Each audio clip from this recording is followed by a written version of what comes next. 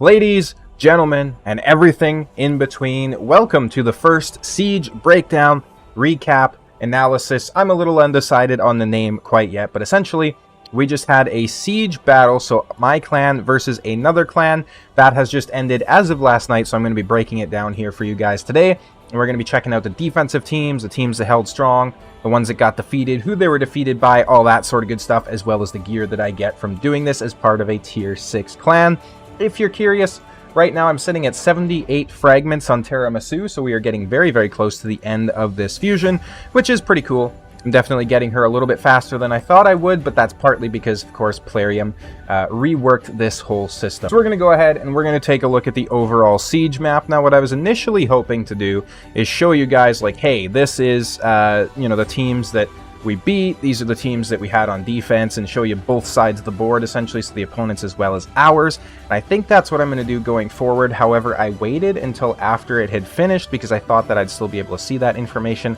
Apparently, that's not the case, so I can just see our teams, essentially, so my teams. And I don't have access to all of the teams because essentially some of them have been already removed. So we're going to go through and just take a look at what we still can see here and go from there. First of all, we're going to go ahead and we're going to check out this juicy loot that we got. So some nice pieces to collect there. We got some mana orbs to collect on this side, a bunch on this side, and then some florins as well. And for the loot chest, let's go ahead and take a look.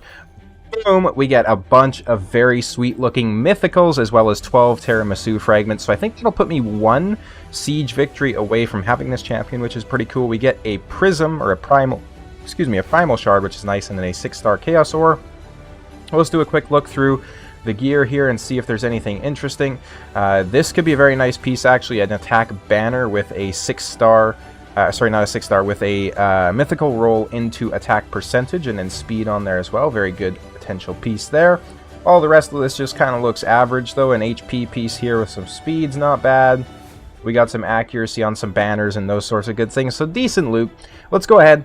Let's take a look at the map. So we were fighting against the Wallet Warriors, which is kind of funny because we beat them, right? So as you can see, Tier 6 clan, we ended up getting 54-75 points. They got 46-25, super close match. They were actually leading for quite a bit of it, and I know things were looking a little bit questionable, but then my team kind of pulled through clutch. So like I say, for a lot of these posts, we won't actually be able to see the defenses because this one... Actually, no, sorry, we can, even if the defense has already been removed, so that's perfect. We're going to go ahead and we're going to start down here at some of these posts, right? So we had some interesting teams here where we had like a Marius and a Freya as well as a Harima. This is actually a very, very nasty team in here. So you can see this defense held incredibly strong. And I'm going to go ahead and move myself a little bit here just so you can actually see the defenses properly as well. So we'll get somewhere over here. It doesn't look like this post was actually beaten at all. So they had 6 people try and attack it, or 6 battles spent against this post, and Plagued Sword absolutely held his own with this team here. That is pretty insane. I'm going to have to reach out to him and see if I can get some builds and stuff like that, because this appears to be a very strong team that I would like to utilize myself once I get a, not a Ramen 2, I can't remember his name, Marius, there we go. We have, this particular team coming in here, so of course we had Necmo in there along with our fully awakened Teox, and then some other Lizardman champions to try and get him pumped up a little bit, but it was unfortunately defeated by a very similar team on the other side.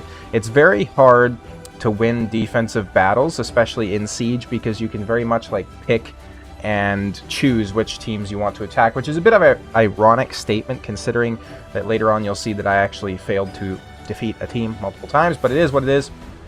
We have a Marichka Taurus coming in here, taking out another Marichka Taurus, and an Acelin team, actually. A fully awakened Acelin is pretty cool to see. And then we have a +2 fully awakened Kaja there, I think her name is too. So that's a very interesting team. Of course, we did have the 6-star awakened Arbiter on there, which certainly helped. I don't think I'm going to go through every single one of these posts, just kind of the important ones, because I've seen them kind of take a path like this up and through. So let's go ahead and take a look here. We had one battle against a Shuzen, a Harima, and then a Tormin and a Mikage, and then that was beaten by this particular team right here. You don't actually see this duo a whole lot, so you don't see Karato and Yumiko a whole lot in PvP, I would say, especially not live arena or those sorts of things, certainly not at my level at least, but We have Super JT again taking out one of our defenses here. This guy seems to have a very strong T-Ox from what I can see. We have a few very strong T-Oxes on our team as well. And then he does have the Lizardman there, whose name I have forgotten, so that certainly helps as well. We're moving on up here to Defense Tower. This is actually where I was positioned. While I'm in here, I'm actually going to go ahead and take out my defenses as well, because that's kind of something that we do throughout the week. This was the teams right here, so I was beaten in one run. I got beaten by a 6-star Awakened Arbiter, which is interesting considering I had the speed aura, but I don't have any sort of intimidating presence or anything like that, which certainly doesn't help. And then we just got mowed down by an Armands and a Wukong team, unfortunately. We also had Mario 1985 here, who was beaten by Mischief 420 with a Georgid, which is interesting. So they actually had to attack him twice as well. So he did hold strong against it the first time, and then he had to bring in his Duchess here. Duchess is a very strong champion for this. I mean, shocker, right? Duchess being a good champion. But if you can have her awakened, and if you can have her speed aura, right, it's very, very strong. Same thing with somebody like a White Queen Ancora. She's a very strong champion for this as well. We are going to go ahead and take a look through the Stronghold, probably where the most battles go on and where the most, fighting happens. So we have a Uko team here, which is actually a very solid-looking team with intimidating presence there as well. And that was beaten by a team that does not have intimidating presence, interestingly enough. They just have a stronger aura, it would appear. Single battle there as well. We have an interesting team coming in here with a +3 Basher, which is pretty cool. No speed aura, though, so that's kind of the one thing I would say is maybe lacking on this team a little bit, because you can see they brought in a speed aura. This is a very strong, very, very strong team, though, right? Like, 5-star Awakened Marichka and Tara, 6-star Awakened Sifi, and then a 4-star Awakened Crixia. That is a pretty crazy team to try and go against. This team, bit of a tough matchup, certainly. Did hold very strong, though, so Fern actually defended against these two people without any issues. But why this is a tough matchup is because on the defense side of things, you have a Crixia and an Armands, which is trying to decrease turn meter, right? So decrease turn meter, obviously, on the A2 from both of them. And then you have a Marius who's coming in and just directly countering that, which is pretty crazy. If that Enfeeble lands on Ava, it's basically over, right? Obviously nothing that the defender can do about this, right? Like this pickup matchup, it is what it is. And then we also can't really mess with AI or anything like that during sieges, which is unfortunate. But we have an interesting team coming in here. Wukong versus Wukong, both of which have UDKs on the team as well. So that's an interesting matchup. And we do actually see the big girl, Ursula, coming out, which is interesting. You don't see her brought out much anymore, that's for sure. We have MB Leak coming in with Shuzan, a Duchess, and that unfortunately gets beaten by a Lazarius, and then a absolutely OP combo here. So this is a pretty squishy team apart from the Duchess, but they will handle that no issue, obviously. AZ20 bringing in a Thor aura, and then just having some other decent champions on there. Unfortunately gets beaten, of course, by the aura from the Lysandra there. She's just a very strong champion for this. We have a Lazarius team here who got beat by a Podrig and a Warlord. I don't know if his aura is in all battles. I'm not quite sure about that. We have kind of just more of the same here. We're seeing lots of Armands, lots of the White King and then White Queen, lots of Warlords. This is an insane team right here, like +4 Awakened on a lot of those champions. That's going to be very hard to beat. Same kind of deal here. So those seem to be the front-runner champions. We got like UDK, Marius, Armands, and then White Queen and White King, and that pretty much seems to be like, where we're at kind of thing. Again, same thing here. We do have a Siegfried on this team. I thought we were going to see Siegfried a lot more, actually. This is my team right here, so that's what I was interested in seeing. All mythical team right here gets beaten by a very like-minded team, essentially. We have Marius coming in, a +1 Galathier. That is an interesting choice. I think if I pulled a secondary Galathier, I would probably build him, honestly. Like, I would not awaken that champion. There's just so much use for him in the game that, it doesn't really make sense to me. But, hey, their money, I guess. We have a Marichka Taurus team from me, getting beat by a Marichka Taurus team from them, interestingly enough. This is the same one, I think, that beat one of our clanmates earlier. So they have almost twice the player power of me, which is insane. And then I think the Trixia probably helped out with this quite a bit as well.